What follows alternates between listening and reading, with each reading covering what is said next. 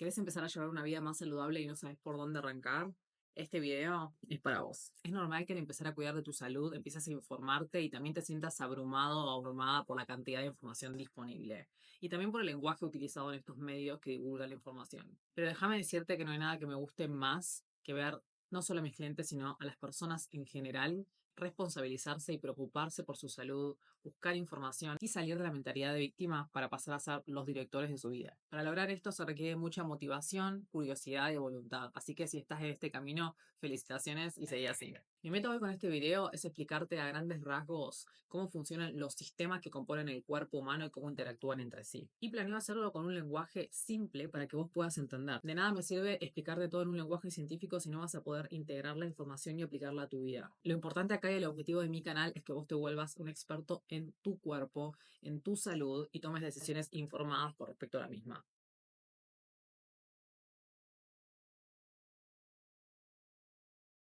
Bueno, para empezar a hablar del tema de hoy, que es el cuerpo humano y los sistemas que lo componen, armé un gráfico, traté de hacer lo mejor posible y de ubicarlo de una manera para que ustedes puedan entender.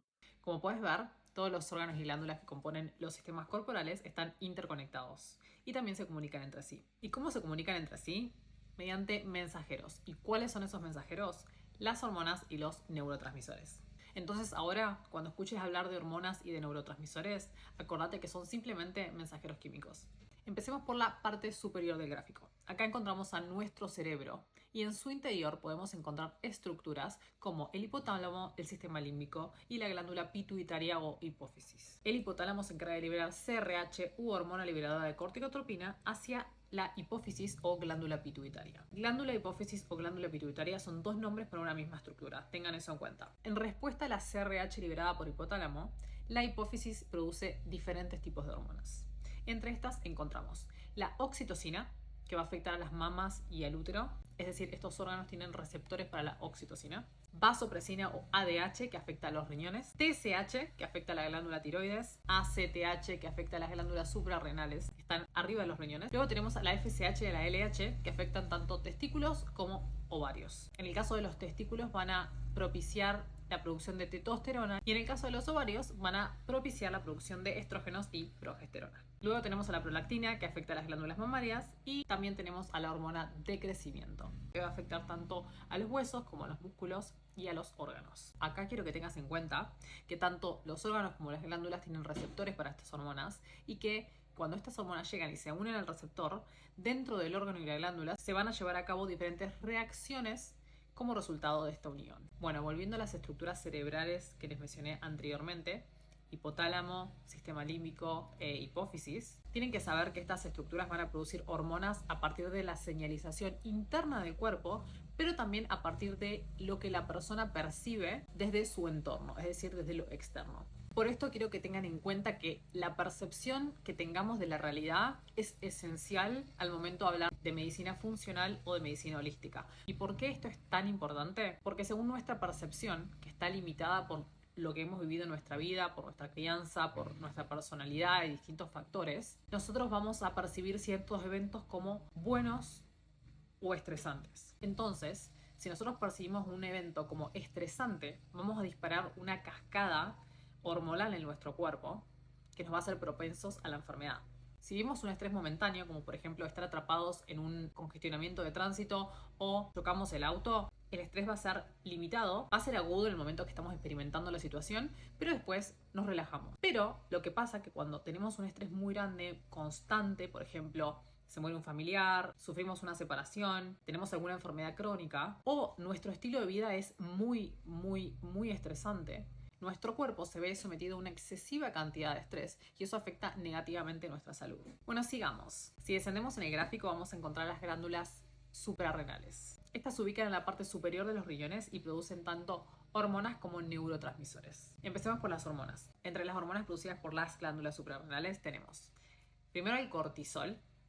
El cortisol es la famosa hormona del estrés. Nos ayuda a regular nuestra respuesta al mismo, también nos ayuda a regular nuestro metabolismo y los niveles de azúcar en sangre. Luego tenemos a la aldosterona. Esta hormona nos ayuda a regular los líquidos en nuestro cuerpo, es decir, el balance entre sales y agua, y esto es muy importante porque regula nuestra presión sanguínea. Luego tenemos a la DHEA. Esta es una hormona precursora de andrógenos y de estrógeno. Los andrógenos son hormonas esteroideas que regulan la función reproductiva y el desarrollo de características masculinas en hombres, y en mujeres ayudan a mantener la masa ósea, la masa muscular, y también ayudan a regular el líbido. Y con líbido nos referimos a deseo sexual. El ejemplo más común de andrógenos es la testosterona. Acá en el gráfico podemos ver a las hormonas sexuales representadas como SH a la izquierda. Y acá quiero ver un paréntesis. ¿Por qué?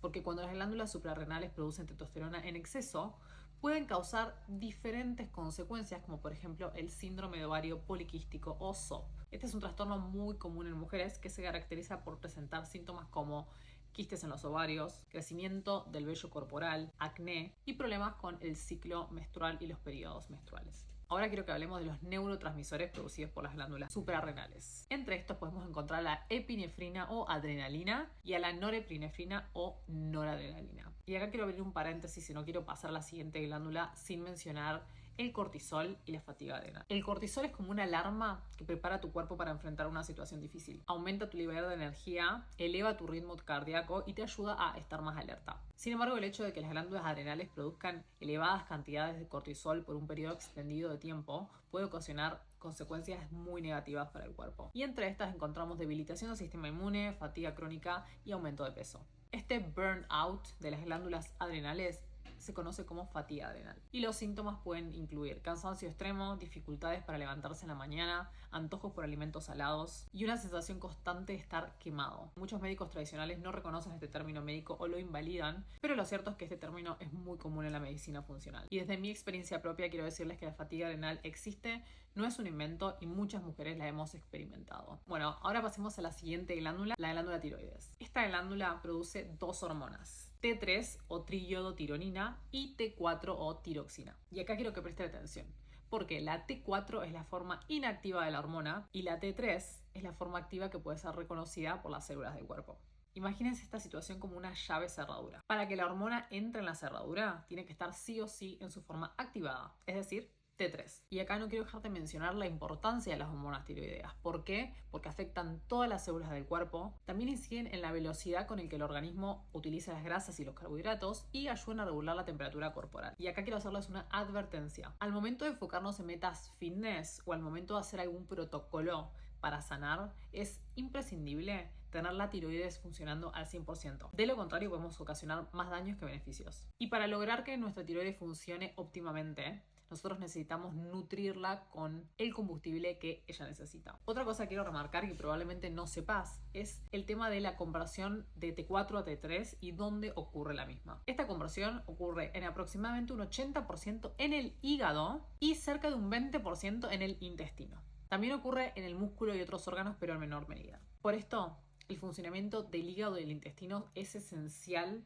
para el correcto funcionamiento del metabolismo. ¿Por qué? Porque si nuestra tiroides está produciendo hormonas de manera correcta, pero nuestros órganos son incapaces de convertirla a su forma activa, estamos enfrentándonos a un gran problema. Bueno, sigamos con el gráfico. Vayamos hacia la derecha y tenemos al intestino. Hablemos un poquito del intestino. El intestino es parte de nuestro sistema digestivo y también algo muy importante es que aloja a la mayor parte de nuestra microbiota y a la mayor parte de nuestro sistema inmune. También se encarga de continuar la digestión que fue iniciada en la parte superior de nuestro tracto digestivo, es decir, en la boca y el estómago, y nos ayuda a absorber los nutrientes y deshacernos de los desechos que nuestro cuerpo no pudo absorber. Y acá, hablándoles del intestino, quiero que tengan en cuenta los siguientes puntos. Punto número 1, integridad de la pared intestinal. Si padecemos intestino permeable, muy probable que también padezcamos de alergias alimentarias, intolerancias alimentarias e inflamación constante. Esto ocurre porque las moléculas de alimentos y de diferentes sustancias atraviesan la pared intestinal por medio de las grietas o separación entre las células, que ocurre cuando tenemos intestino permeable, y todas las células del sistema inmune que están del otro lado empiezan a detectar estas partículas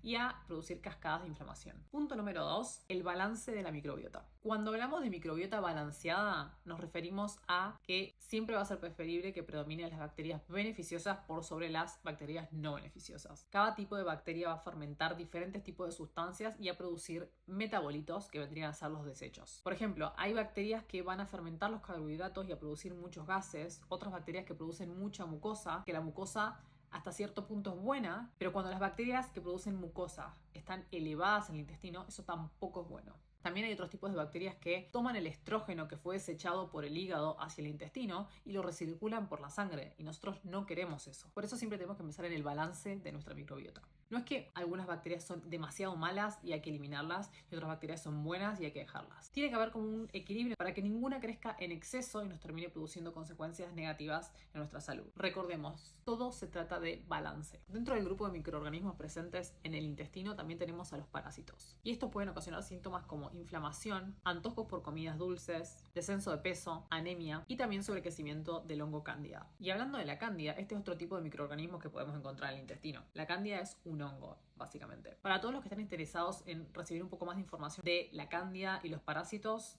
les voy a dejar acá abajo en la descripción del video los links a mis posts donde yo explico un poco más acerca del tema. Otro punto que quiero mencionar en relación a la microbiota es que la misma se ve extremadamente influenciada por nuestro estilo de vida, es decir, nuestra alimentación, la falta de sueño, el consumo de alcohol, el estrés y la presencia de metales pesados en el cuerpo. Y aquí quiero dejar un ejemplo del día a día que nos suele pasar a las personas cuando comemos absolutamente lo mismo todos los días. Y yo he sido culpable de esto. Por ahí, por ejemplo, cuando estamos entrenando a full y llevando un plan alimentario en conjunto con el entrenamiento, se nos hace mucho más fácil hacer meal prep y comer siempre lo mismo. Pero tengamos en cuenta que esto no es bueno para nuestra microbiota, porque un mismo alimento, es decir, pongamos el ejemplo de el brócoli, va a causar el crecimiento de determinado tipo de bacterias, pero nosotros no queremos solamente ese tipo de bacterias alto, sino que queremos una variedad mayor de bacterias en nuestro intestino. Lo ideal es que comamos diferentes tipos de verduras que van a ocasionar el crecimiento de diferentes tipos de bacterias que van a ser beneficiosas para nuestra salud, y no solamente el sobrecrecimiento de un solo tipo. Bueno, siguiendo con el intestino, el tercer punto del que quiero hablar es la motilidad intestinal. Tenemos que asegurarnos de que nuestro cuerpo esté eliminando los desechos correctamente. La regla de oro es, tenés que ir al baño y hacer número 2 mínimamente una vez al día. Si no es así, te sugiero que busques ayuda profesional de algún coach, nutricionista o médico, y te aclaro que usar laxantes no es la solución. El último punto del que quiero hablar relacionado con el intestino es la conexión intestino-cerebro. La conexión intestino-cerebro es una conexión bidireccional entre, por supuesto, el intestino y el cerebro, que se lleva a cabo mediante nervios, hormonas y neurotransmisores. Uno de los principales caminos de esta comunicación es el nervio vago, que envía información desde el intestino hacia el cerebro y viceversa. Como ya dije, el intestino está poblado de bacterias que conforman la microbiota intestinal. Estas bacterias no solo ayudan a la digestión, sino que también producen sustancias que son necesarias para nuestro cuerpo. Y algunas de estas sustancias químicas pueden especialmente influir en nuestro estado de ánimo, como ocurre con la serotonina, que es la llamada hormona de la felicidad. Cuando el intestino no está saludable, como es el caso de llevar una dieta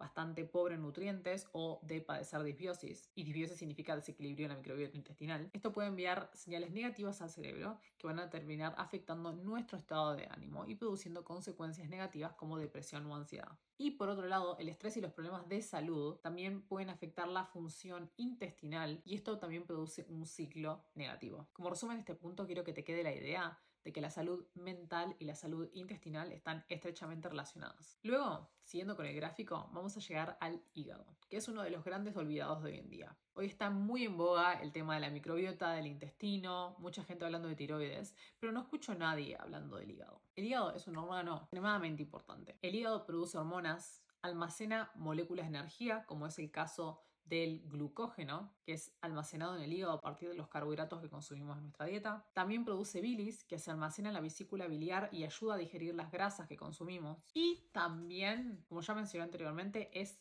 el órgano donde se convierte la mayor parte de hormona tiroidea inactiva a su forma activa, y sumado a esto es el órgano que procesa los desechos del metabolismo. Es el filtro de nuestro cuerpo. Por eso hay que saber que cuando nuestro hígado se encuentra comprometido, ya sea porque padecemos una alta cantidad de toxinas en el cuerpo o porque nuestro hígado está graso, nuestro metabolismo se ve extremadamente afectado y nuestra salud se ve comprometida. Por eso siempre voy a recomendar una desintoxicación del hígado antes de iniciar cualquier protocolo para recuperar la salud, e incluso antes de enfocarnos al 100% al MetaFitness. Por otro lado, algo que tenés que saber es que para que el hígado lleve a cabo sus funciones de desintoxicación, se necesitan llevar a cabo reacciones químicas que necesitan de ciertos nutrientes. Entonces, si no te estás nutriendo de la manera adecuada o la nutrición que estás llevando a cabo no es completa, tu capacidad de desintoxicación se va a ver disminuida. Y otra cosa que tengo que mencionar es que estas reacciones que se producen en el proceso de desintoxicación liberan radicales libres. ¿Qué son los radicales libres? Son moléculas que oxidan nuestro cuerpo, que en busca de estabilidad van a empezar a robar electrones a otras moléculas de nuestro cuerpo, como grasas, proteínas y de nuestro propio ADN, oxidándonos. Entonces acá entra muy en juego la importancia de consumir antioxidantes. ¿Por qué? ¿Por qué? Porque van a prevenir nuestra oxidación neutralizando los radicales libres. Ahora te pido que te imagines qué sucede en tu cuerpo cuando no consumís las cantidades necesarias de antioxidantes. Exacto, te oxidas. Y esto significa un gran daño a nuestras células y a nuestros tejidos. Pero bueno, voy a hacer un video acerca de este tema próximamente. Siguiendo con el gráfico, por último tenemos a la célula. La célula es el componente básico de nuestro cuerpo y está presente en cada uno de nuestros tejidos. Cada célula se comunica con el ambiente exterior y con las células de su alrededor por medio de receptores que se encuentran en su superficie. Uno de los receptores más importantes de los que voy a hablar próximamente es del receptor de la insulina. El siguiente elemento que me parece esencial mencionar es la presencia de mitocondrias, que son organelas presentes en el interior de la célula. Estas organelas son básicamente el motor de la célula y generan energía mediante reacciones químicas que se almacenan en la famosa molécula de ATP, es decir, adenosintrifosfato, que es una molécula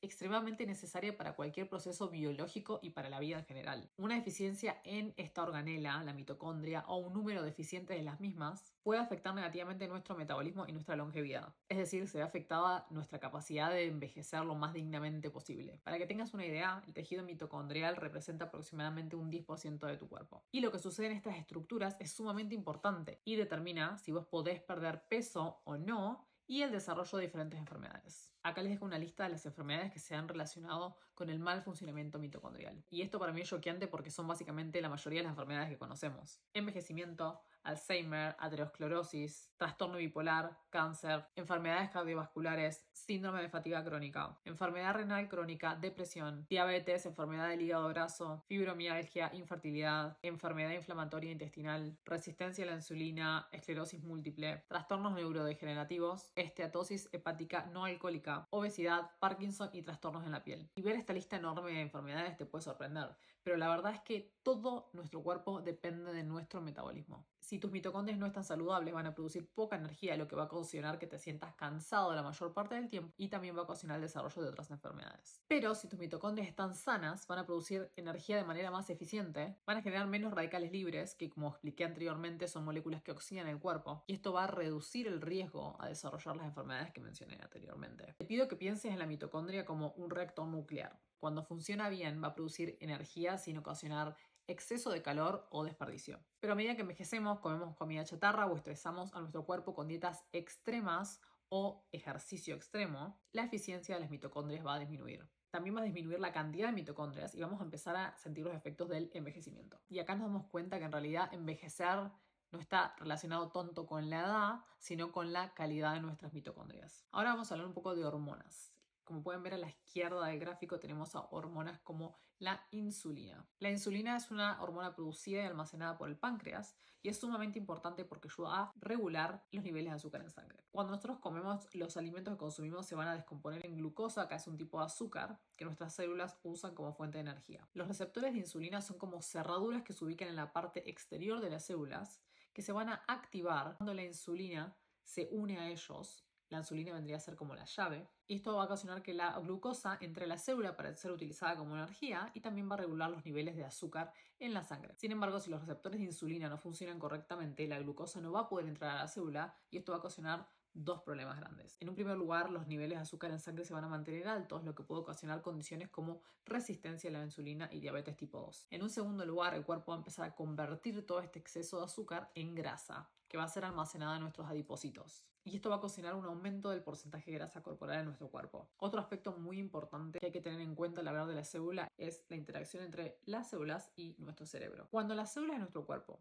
detectan cambios en nuestro ambiente interno, como el aumento o la disminución en los niveles de azúcar en sangre, van a enviar señales al hipotálamo que está en nuestro cerebro. Un ejemplo de esto es lo que ocurre cuando nosotros consumimos algún alimento. Por ejemplo, algo que debería pasar es, nosotros consumimos alimento, el azúcar en sangre empieza a subir, esto ocasiona que nuestras células liberen diferentes mensajeros, que básicamente lo que dicen estos mensajeros al hipotálamo es: ya tenemos toda la energía que necesitamos que dejes de sentir hambre. Esto es lo que debería pasar en cualquier persona sana, pero muchas veces estos mecanismos se ven interrumpidos, como es el caso de la resistencia a la leptina. La leptina es la hormona que va a controlar esta sensación de hambre y saciedad. Cuando nosotros tenemos el problema de resistencia a la leptina, tenemos el famoso problema de no sentir saciedad. Como pueden ver, todos los sistemas del cuerpo están interrelacionados y un desequilibrio en uno va a afectar al resto. Esto fue todo por hoy. Espero que les haya gustado el video y si sufrieron o sufren algún trastorno, algún desorden relacionado con algún sistema o alguna glándula de su cuerpo, por favor comenten y cuéntenme su experiencia. Y si el video les pareció útil, denle like, suscríbanse a mi canal y nos vemos la próxima. Mi nombre es Lucía Guerra, soy Health and Wellness Coach, te cuento que doy sesiones de coaching individual, me especializo en salud hormonal y salud intestinal. Si necesitas acompañamiento, envíame un correo a hello@wellnessbylou.com. También puedes encontrarme en redes sociales como Wellness by Lou. Nos vemos la próxima. El contenido compartido en este video es únicamente con fines informativos y educativos. No está destinado a diagnosticar, tratar, curar ni prevenir ninguna enfermedad. No soy médica, por favor consulta a un profesional de la salud calificado antes de realizar cualquier cambio en tu alimentación, estilo de vida o rutina de salud. Cada cuerpo es diferente y lo que funciona para una persona puede no funcionar para otra.